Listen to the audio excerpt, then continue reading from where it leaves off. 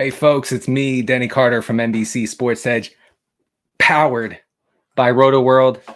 Thank you for joining me for this, week 19, a.k.a. my bill's crooked, a.k.a. Wild Card Weekend DFS talk, I guess playoff league talk to whatever you do to sort of, I guess wean off fantasy football after 4 months of thinking about nothing else. And I know that's tough. I know it is tough. Listen, the Zoomers don't remember, but there was a time before daily fantasy football.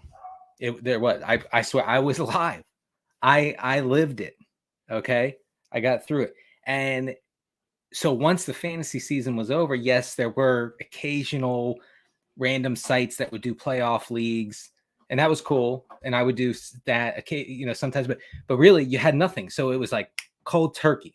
It was you get to back then it was week 16, and you finish the season, and then that's it. And then what do you do? What do you do? Well, eventually I started playing fantasy basketball as a way to wean myself off. And I eventually grew so tired of that, I stopped that completely. But it is something that is difficult to do, but not so much now since we have a 6-game slate on sites like DraftKings and FanDuel. I will focus my energies on DraftKings today. I'm writing a 6-game DFS tournament-centric piece for NBCSportsEdge.com. You can check that out on the site tomorrow, Thursday. Thank you in advance for the comments on my hat. All right. It's a Hartford Whalers hat for those who are unfamiliar with the greatest hockey team of all time. I'm kidding. I just discovered the Hartford Whalers like 3 weeks ago when I was looking for the most random hat that I could buy, because the Chargers hat is getting a little dingy. Although I get comments about it all the time. I live in Maryland, and you can imagine there are not many Chargers fans in Maryland. I guess the logic then spirals to there are no Chargers fans in LA either, but certainly not in Maryland. So I get comments all the time. Oh, you born in San Diego? You born in LA? West Coast. I would never go to the West Coast willingly. All right. I'm kidding. It's actually lovely. But I have a Chargers hat. I have this hat. All right, let's get into some talk. Who is playing? Is anyone playing DFS this week? Because I think that there are avenues to getting weird, and you're going to have to get super weird with a short slate like we have. 6 games, like I said. This is not the 10, 12 game main slate stuff that we usually have going for us. So you're going to have to go with game scripts that seem very unlikely. And I'll get into those in a second. And if the game unfolds in that way, then you are instantly ahead of the curve for people who built their lineups, in a way that reflects likely game script. I'll give you an example instead of just talking circles around myself.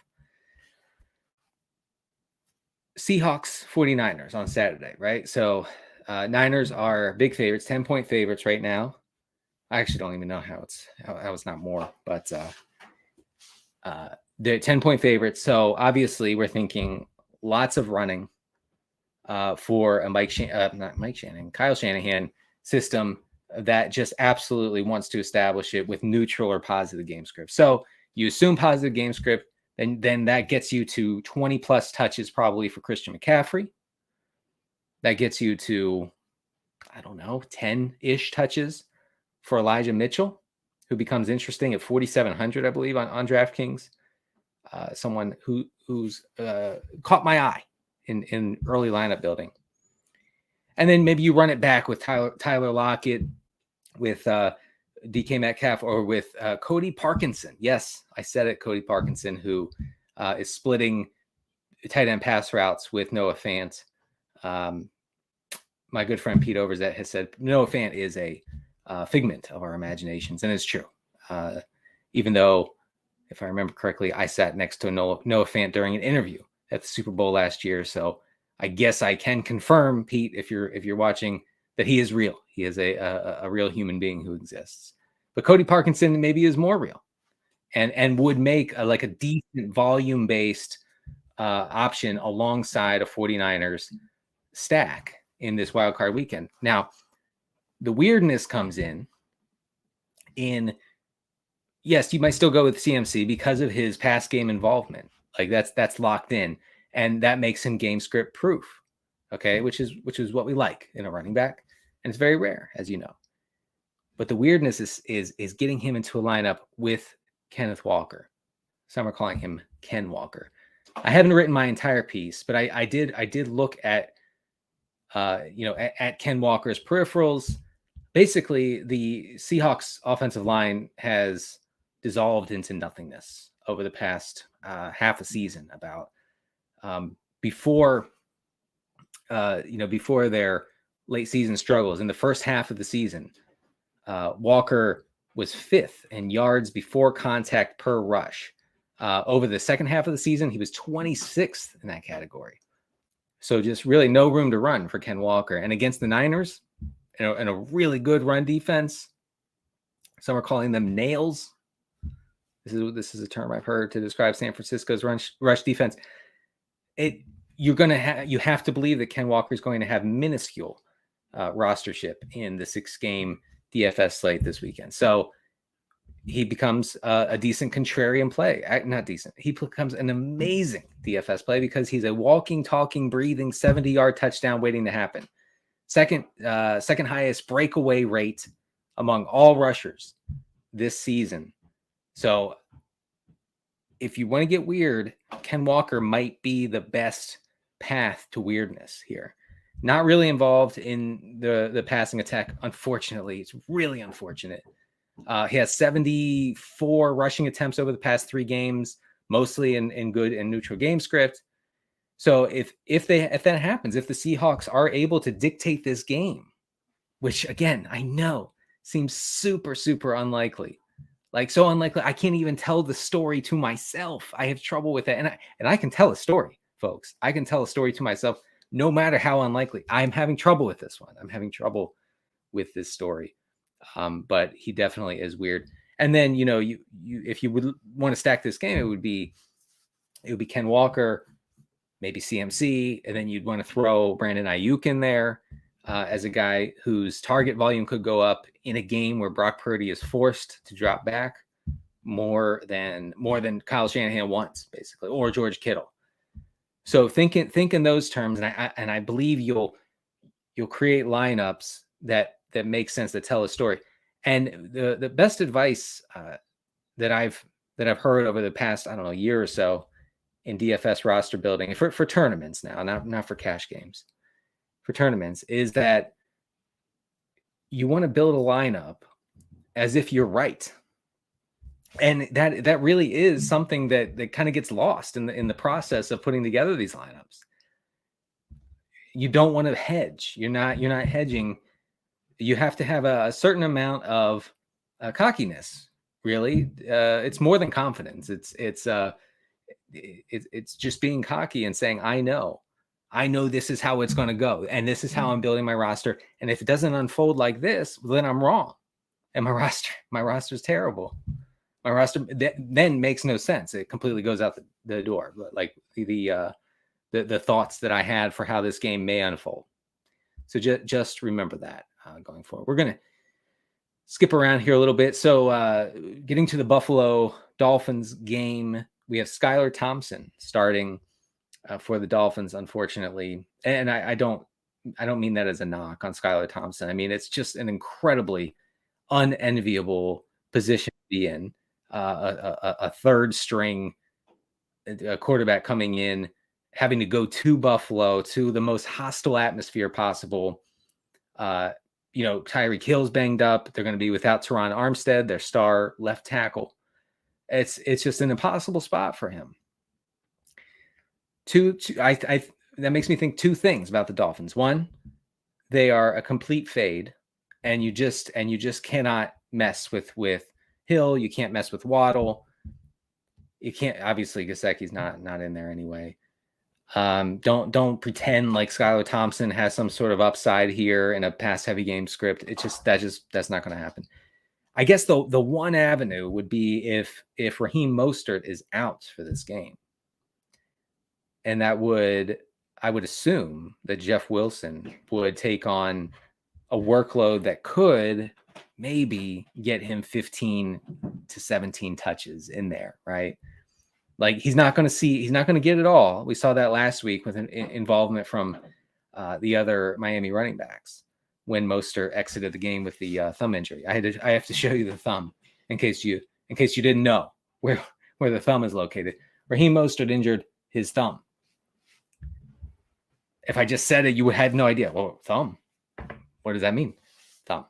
So yeah. So Jeff Wilson might be the only player who makes some sense, and that would be predicated on checkdowns, which makes some sense with Skylar Thompson. I believe he's averaging under 5 adjusted yards per attempt in his 2 games in week 17 and 18. But it's a very thin play. It also raises questions about the ceilings of Josh Allen, of Stefon Diggs, and the Buffalo passing attack. Now, I don't think the Bills would lay down, would basically take the air out of the ball once they get up 14-0 in the first half. But I am saying that once the Bills reach a certain point of domination, they are going to lean toward the run here. And that would say, oh, James Cook, Devin Singletary primarily would be the beneficiary of such a scenario. And so stacking Allen with Diggs in an environment where the Bills can be and would be pushed to keep their foot on the gas, to keep throwing, to keep scoring, that's what we're looking for. That's the environment we very likely won't get here. Okay. And you have to think, probabilistically, if that's a word. I believe it's a word. People who read self-improvement books all the time talk about probabilistic scenarios. I don't read those, but I do see that word thrown around, and it makes sense in DFS roster building. So we have to take that into account. So maybe this whole game stinks for fantasy. Maybe the Bills Dolphins game just stinks. And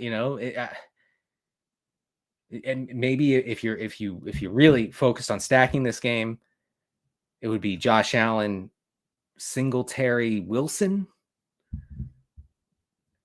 And if you really do want to get weird, I'm talking like super strange, then you go with Tyreek Hill at an inflated price point on DraftKings, who will have no rostership, none. And you go in that direction. Let's see some of your questions here. Lots of spam. All right. Derpy says Brady won the Super Bowl on the field goal, and the Bills, the closest they got to winning the big game was a missed field goal. That's true.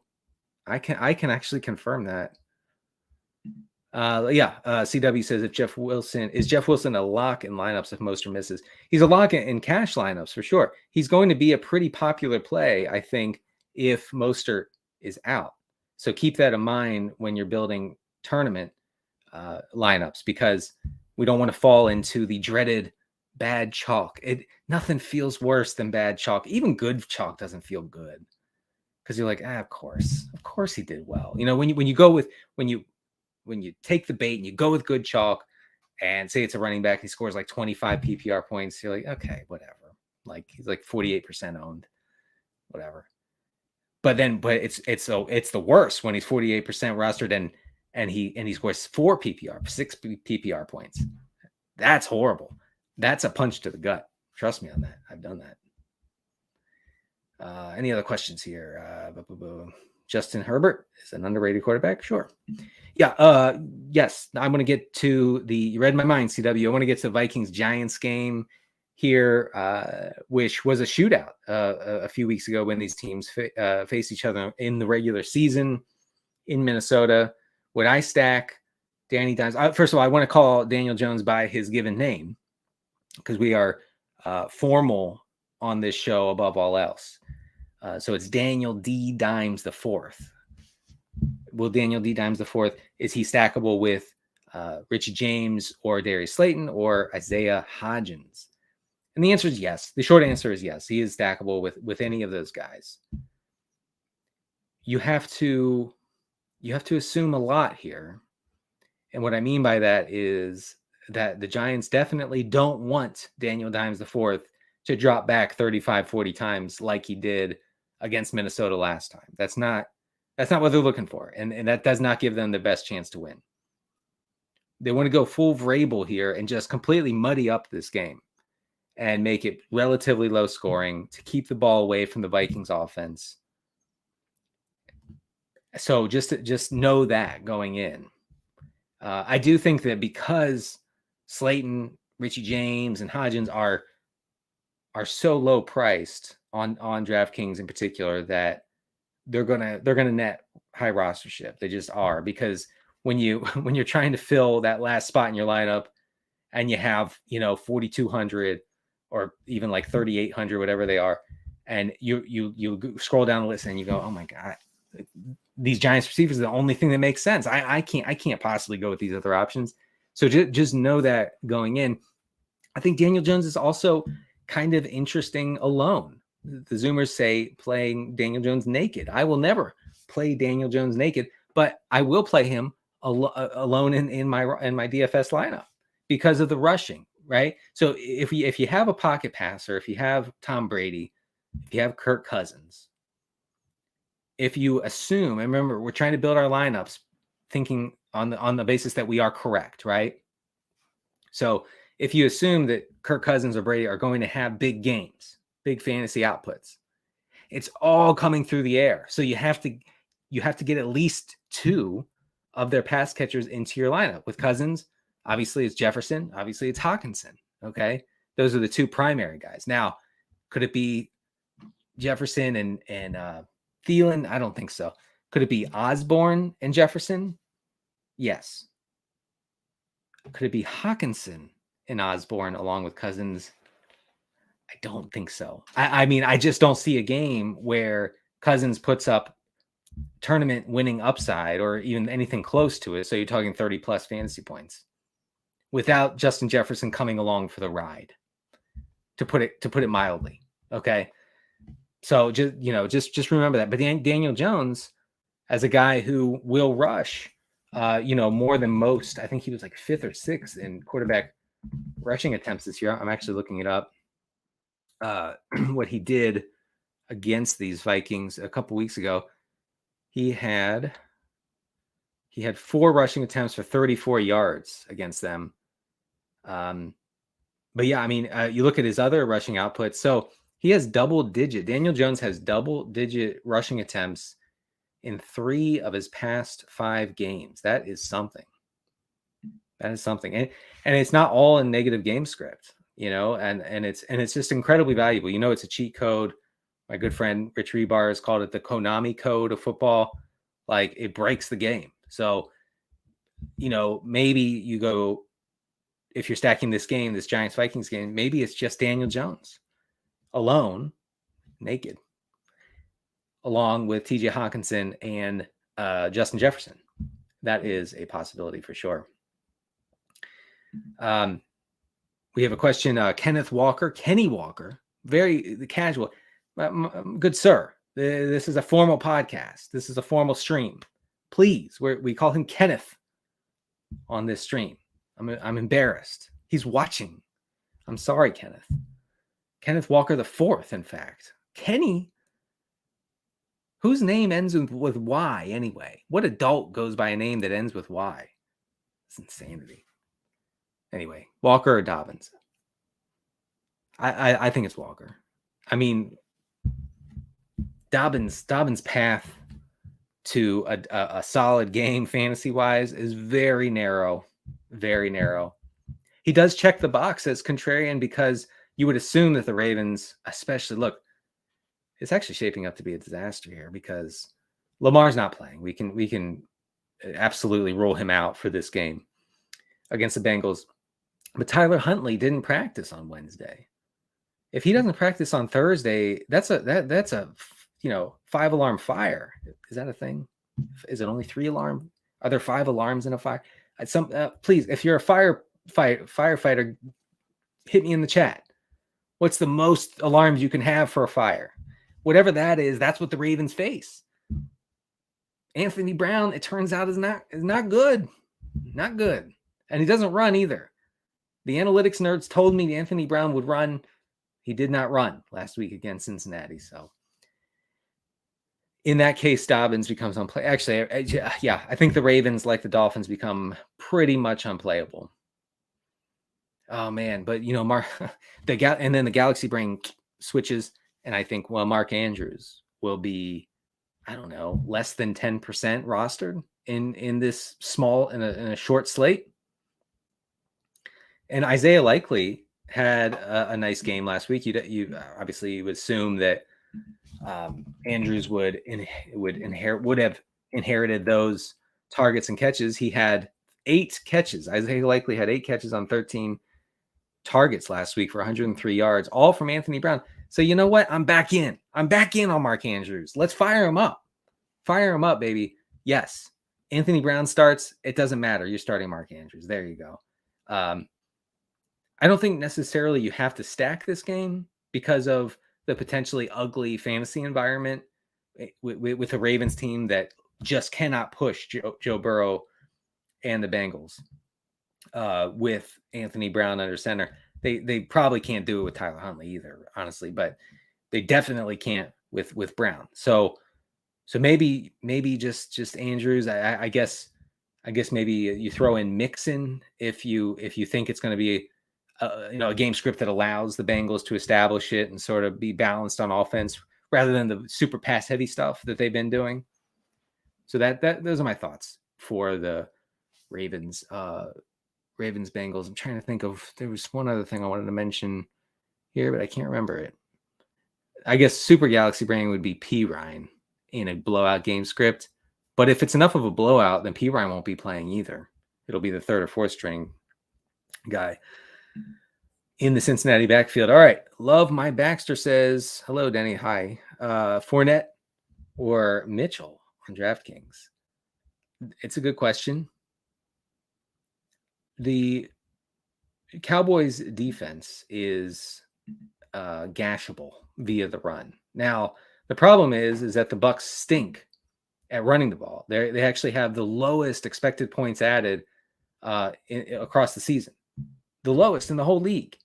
Okay, lower than the Texans, lower than the Colts. Horrible rushing teams. The Bucs top them all or bottom them all. It's hard to say what's the right vernacular, but so they're bad. And I believe, and I talked about this with Pat Doherty on our Tuesday podcast, the Rotoworld football show. You can find it on iTunes and wherever you get your podcasts. The Bucs might be done with this whole establish the run nonsense that they were doing for the first 16 weeks of the season, where offensive coordinator Byron Leftwich said it doesn't matter. Like, we're running the ball. The key to winning is running the ball. Once you run it 30 times, they call the game. It's over. The game's over.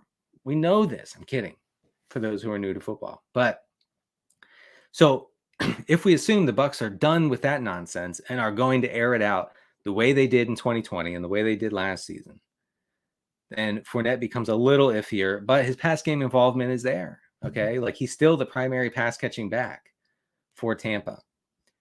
Mitchell is going to be very game script sensitive. Okay. But that's reflected in his price point on DraftKings, right? I mean, 4,700, that's incredibly cheap for a guy who could see 10 rushes, including some green zone inside the 10-yard line work. I'm looking for his box or his stats from last week. What did he have? He had 5 rushes for 55 yards, 2 touchdowns. He basically didn't run any routes last week. So yeah, I mean, and that was a blowout. So 10 touches is probably a little much, more like 8. Fournette obviously would be the play, but Fournette is more expensive as well. I'll stay on this Cowboys Bucs game because I said on Twitter the other day, can we just skip to the part where the Bucs beat the Cowboys 13-6? And upon further review, I don't believe it'll be 13-6 because and only because the Bucs seem committed to scoring points. Tom Brady seems done messing around, which they've been doing. The Bucs have been messing around for the whole season. No more. Tom Brady says no more. Now it's time to be serious. These games finally count for something, because no games count when you're in the NFC South. You can lose them all and still make the playoffs, just like the Bucs did. So now it counts. Now you're going against a Cowboys secondary that 1 week ago was picked apart by Sam Howell, a rookie in his first start, mostly alongside some backups. I mean, Washington had a lot of guys out last week, and Sam Howell still had one of the highest completion rates over expected on the week. Very efficient outing. Of course, the rushing helped, and Brady doesn't have that. But I'm thinking that the Cowboys are in major trouble if Brady and the Bucs are committed to dropping back and attacking them via the pass. Okay. And again, I'm going to have this all in my write-up on NBC Sports Edge tomorrow. If you'd like to check that out, I hope you do. It'll be a little richer in stats and context than me just blabbing away here. So I think you can go mega stack in this game. Okay. And mega stack makes me sound cool, right? Like I can't wait to tell my wife about my Bucs mega stack. She'll think, she'll be so impressed. I think I'll get back to you on that. I'm actually not sure now, but so you go Brady, Evans, Godwin. I think that counts as a mega stack. Maybe you throw in Fournette or Rashad White, depending on how you feel. And then you run it back. You got to run it back. And who you run it back with? I actually don't think you can run it back with CD Lamb because it's too much. It's too expensive. I mean, you'd have to make major sacrifices at other spots if you're going to go Brady, Godwin, Evans, CD Lamb. It is possible, but that is tough action. Maybe it's Gallup, maybe it's Dalton Schultz. And maybe if you want to get super strange and super thin, you go T.Y. Hilton. And not joking. T.Y. Hilton is kind of taking Michael Gallup's place as the wide receiver 2, the distant wide receiver 2. Hilton has 10 targets over the past 2 weeks. He's caught 6 of those for 69 yards. So I guess you could do worse. Pollard would be too expensive, I think, as well. What is this? Francis says, isn't Micah going to be all over Brady and that poor Bucs offensive line? Well, the Cowboys have not really been getting to the passer all that much of late. Now, they still lead the league in pressure rate, but it's dropped off quite a bit over the past month. And teams are getting it out quickly, by the way, against the Cowboys. Like, they don't have the luxury of sitting back there and waiting for Micah Parsons and the Dallas front four to get to them. So they're dropping back and they're quick hitters. And the Bucs can do that. And the Bucs have done that. And I think that speaks well of Chris Godwin's role here. I mean, Chris Godwin feasts on those quick hitters, right? He's a PPR deity because of those. So I think that this is a Monday game, so you're going to have to, if you enter a few lineups and you have a lot of Cowboys and a lot of Bucs players, you're going to have to go all week thinking, oh man, if I would have just played that guy, if I would have just played it, if I would have stacked that game, blah, blah, blah, if I would have played that defense, I'd be in good shape. But you're going to have to sweat. Okay. If you're stacking a Monday game on a 6-game slate, and is obviously the last game of the week. So just know that, like psychologically, it's not going to be easy, but it could pay off. That's what I'm saying. All right. Sugar Rush says Evan Ingram or Dawson Knox. I'd go with Ingram. We're hoping that the Jags are a little less conservative than they were in that Titans game. I mean, if we're being honest, the Jaguars got really lucky and the Titans should have won that game. if not for that fumble. And by the way, that replay on that Josh Dobbs fumble happened at lightning speed for some reason. I've watched a lot of football.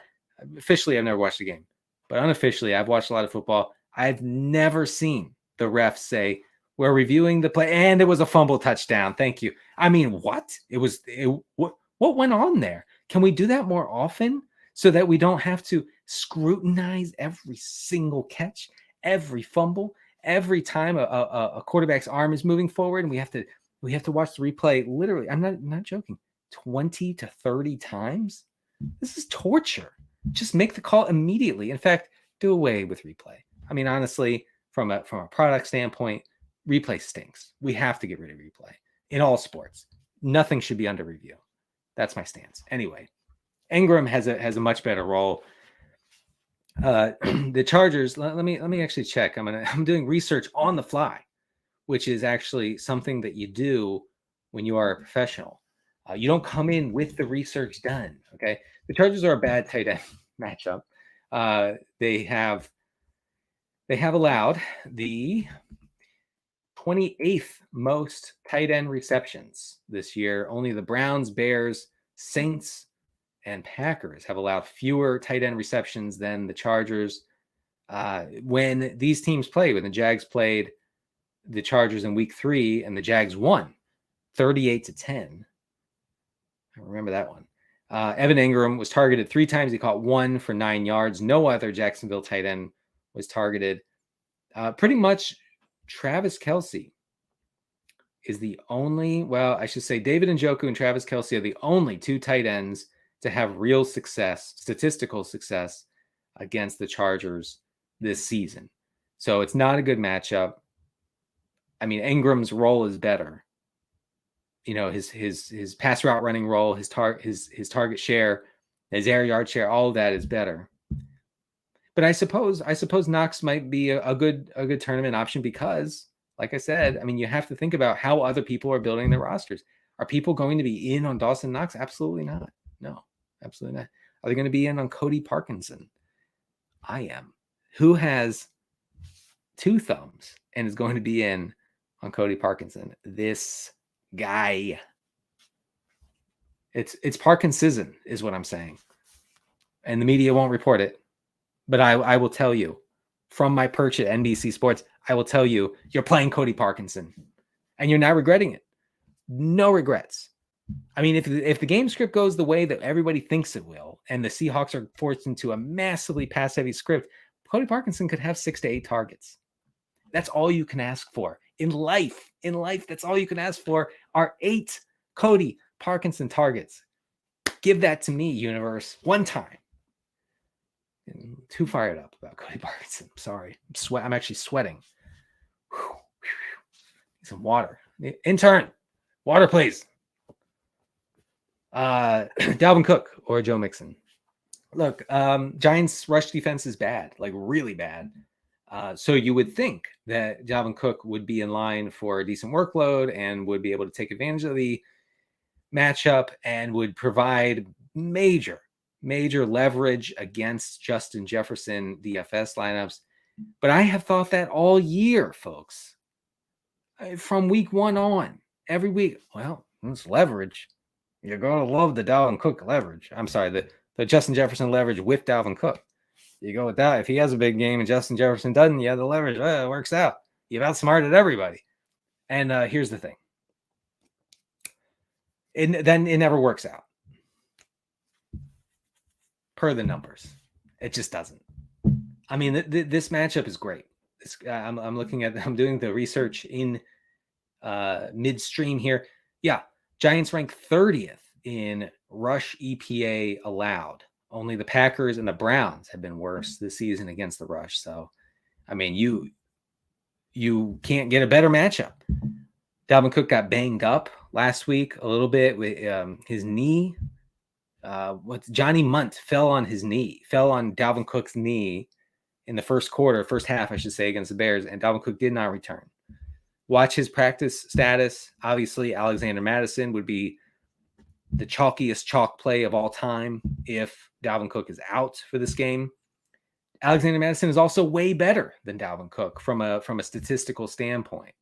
He is just a superior player per the analytics in every way. Pass catching, rushing. The Vikings are a much better offense with Alexander Mattison than they are with Dalvin Cook. Now, that doesn't mean that they're going to play. That doesn't matter to teams, as we've seen with the Cowboys. Like, it doesn't. The numbers don't matter to them. But I'm just telling you, person to person, football fan to football fan, the Vikings. I would actually pick the Vikings to go further into the playoffs. I think the Giants will win this game. If they started Madison, I think that's an edge for them. I think I might go with the Vikings then. I know, it sounds crazy. Who's making it to the Super Bowl? Josh Allen, Mahomes, or Burrow? I mean, I just don't think the Chiefs are beatable. The Chiefs didn't make the Super Bowl last year because they were bored scoring in normal ways in the red zone, and they got too cute. And you never get cute, but they got too cute against the Bengals at the end of the first half in the AFC Championship game. If you remember, they got cute, man, and they paid the price. Now, not taking anything away from the Bengals, they played great defense in the second half. The Chiefs should have won that game pretty easily. I say Mahomes gets there. I don't think Josh Allen. I don't think the way he plays right now, I don't think it's conducive to getting through the playoffs, facing good teams. All right, which games have I not touched on, folks? Which games have I not touched on? I have not touched on the Chargers Jaguars. I mean, I talked about Ingram, but I will just say quickly about that game. I think it'll be ugly. I think the Jags defense is certainly in play at home against a Chargers offense that will be very limited in what they can do if Mike Williams is out. We don't know that at the time of this stream. But I like the Jags defense from that standpoint. Obviously, the way you attack the Chargers is on the ground. And if last week was any indication, it seems like Doug Peterson is chomping at the bit to establish Travis Etienne. So, it's logical. You go with him. Now, I think there's a skinny stack. This is what the kids are calling it. A skinny stack here would make sense per the point spread and the way that this game should unfold. Now, remember, should is Etienne and Keenan Allen. Keenan Allen has over his past like 3 or 4 games has become an absolute target monster in this offense. And in DraftKings PPR scoring, I like him a lot. And I think other people will too. Okay, I'm not breaking news here. Other people will also be playing Keenan Allen against the Jaguars. The Jags are set middle of the road against slot receivers. Not a great matchup, not a terrible matchup. But if Etienne has a nice day against this bad LA rush defense and pushes the Chargers to throw lots, obviously the two main beneficiaries are Austin Eckler and Keenan Allen. Now, Eckler is prohibitively expensive, and rightfully so. Okay? He's fresh off winning my man, Pat Kerrane, $2 million. And by the way, Austin, if you're watching, I can't get Kerrane to return my texts now. So if you could hit him up, hey, Denny's trying to get in touch with you. He has a business opportunity. I'd appreciate that. Thank you in advance. Kerrane, if you're listening, business opportunity. How can I spell it out? I spelled it out on text. I texted you the other day. Big capital letters. I have a business opportunity, but no, I get nothing. Huh. So it goes. All right. There are no kickers in DFS, unfortunately. So what can you do? Folks, I'm going to wrap this thing up. Remember, check out my wildcard weekend DFS tournament short slate breakdown. It's a mouthful. We're going to have to think of a new headline, honestly. It'll be on NBCSportsEdge.com tomorrow. Thanks for joining me today. Good luck.